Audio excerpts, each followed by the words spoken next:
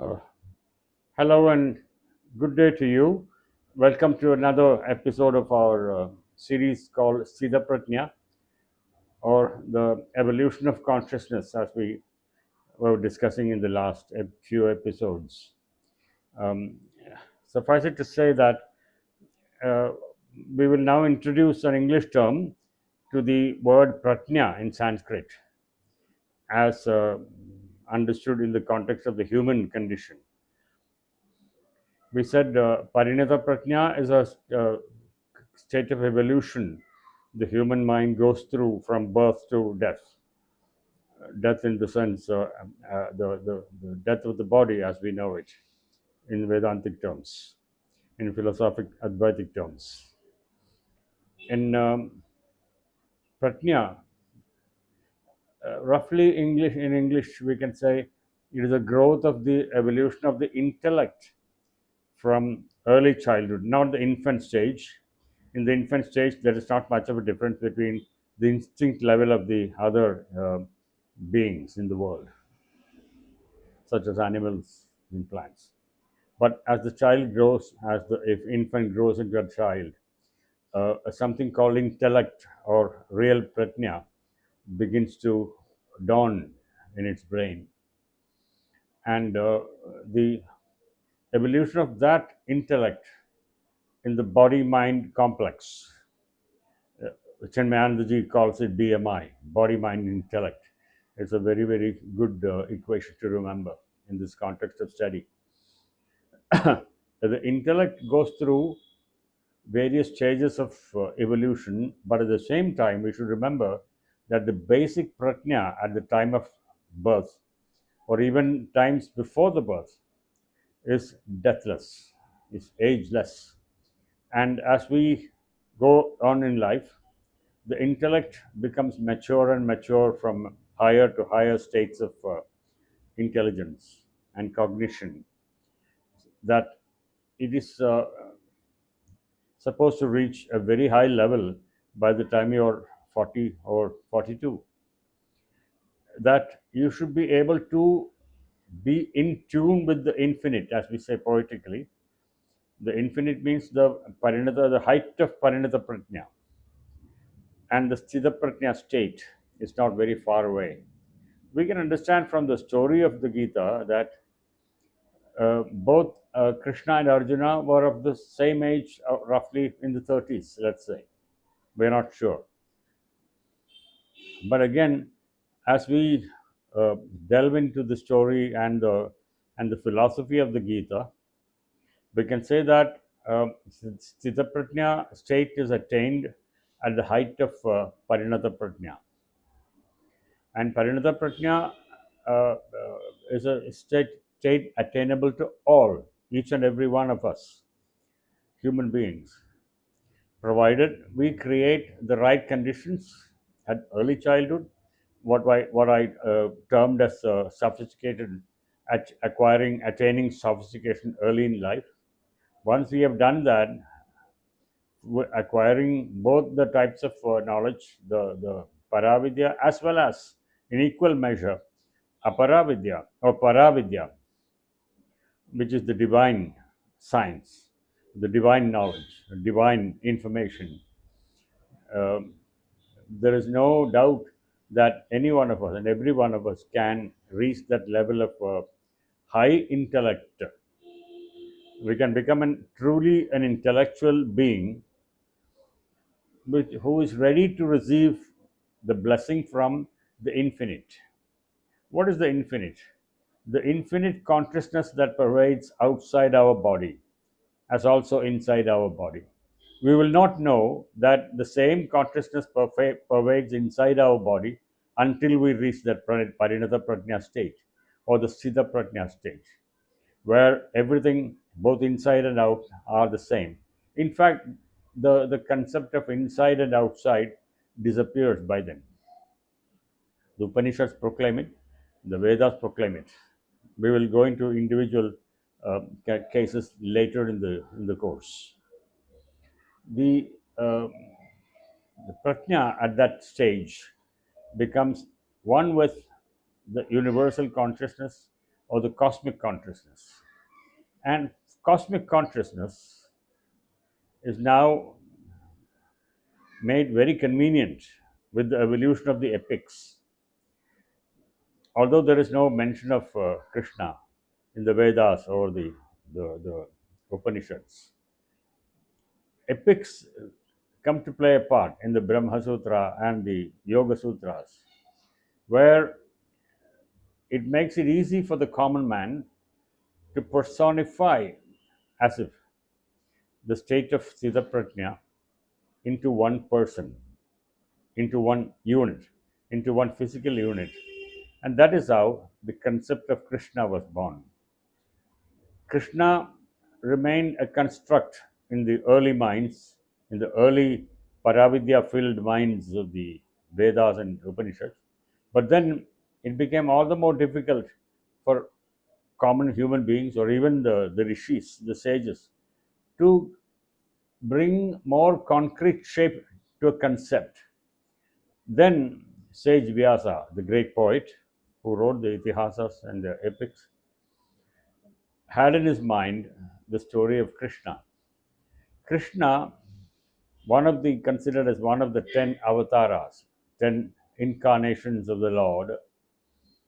Now we are talking the language of bhakti or devotion. Without devotion, consciousness cannot develop beyond a particular stage. We all know that. That is how churches, places of worship, temples, and everything was born.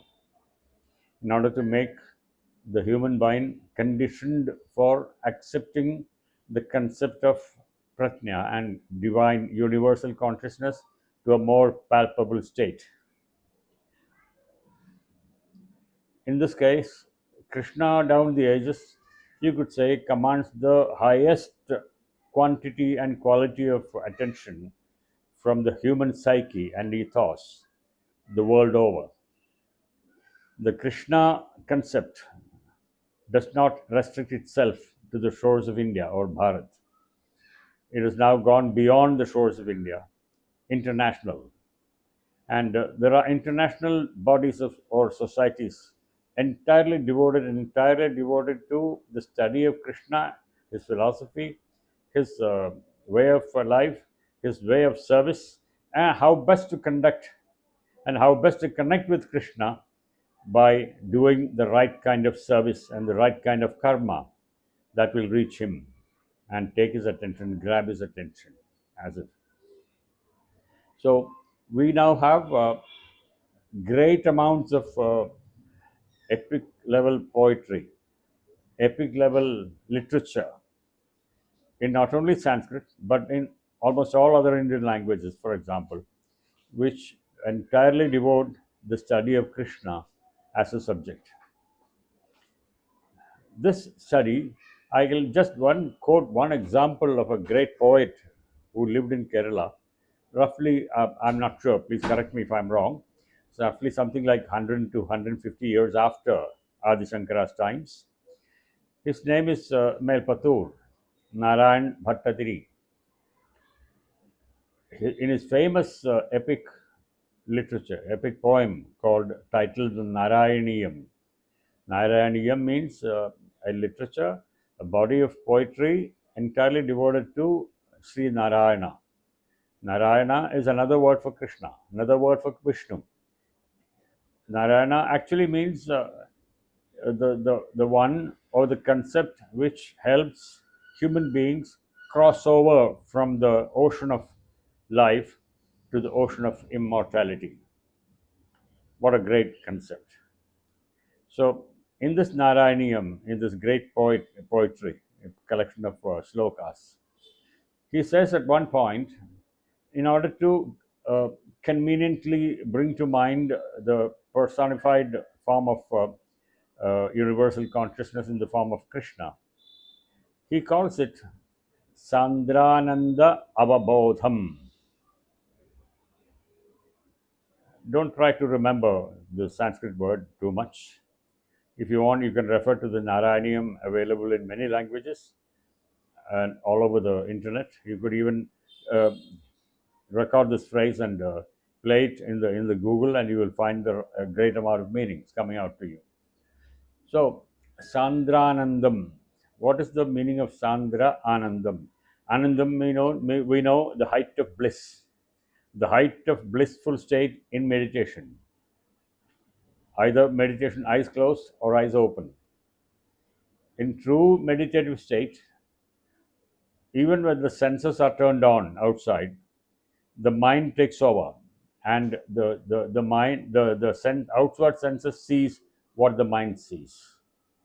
So Anandam everywhere. Sandram. What is Sandram? Solidified. If you can conceive of an object, a living object, or a living doll, where the maximum of bliss is solidified into a human shape of any age, baby to man to youngster, whatever. There you have Sandranandam. So Krishna, this poet, compares to a solidified state of bliss. So imagine the condition of his mind when he was composing these lines. It is said that he composed these lines as a cure for a rheumatic malady that affected, making him incapable to walk. So in a dream, the Lord came to him, and the Lord of Guruvayur. Guruvayur is a very, very famous place of worship, place of pilgrimage in the district of Trichur in Kerala, South India. Uh, Thousands of people flock to this temple, still understanding and uh, accepting the awareness that the Lord is physically still there. The same kind of Sandra Anandam, the solidified bliss which came manifest to the poet, still now exists and reigns there, distributing bliss and Anandam in the form of a palpable experience. So, this is a great concept that you can carry home with. And Krishna has become a byword for a divine consciousness, divine Prajna. If somebody asks you later in life, can you give a form and shape to Prajna? You could conveniently say, quoting all that I quoted in the past few minutes, and the innumerable pages and volumes of literature where Krishna is characterized, you could say that Krishna equal to consciousness, Krishna equal to divine consciousness, Krishna equal to the heightened states of mind where mind merges into the universal cosmic consciousness. So, this is the concept that I'd like you to take home today. And as we grow towards the growth of intellect or prajna into parinata prajna and siddha prajna in the later episodes, we hope to see more exciting stories, more exciting contexts where Krishna comes to play, where Krishna becomes the universal source of wisdom, the universal source of unassailed, unequaled power of knowledge and strength and physical strength and the ability to make the correct decisions based entirely on truth which has no time, a truth which is valid in past, present, and future. This is the reason why most of the courts in India, justice systems and judicial institutions called courts in India, like the Bible in the abroad, they keep a copy of the Bhagavad Gita on the judge's table, and witnesses and counsels equally are expected to test the Gita and swear in the name of Bhagavad Gita that I will utter only the truth and nothing but the truth. With this sacred note, with this true note, let us conclude today's episode, and we will meet you next time. Thank you very much for your time. Thank you for watching.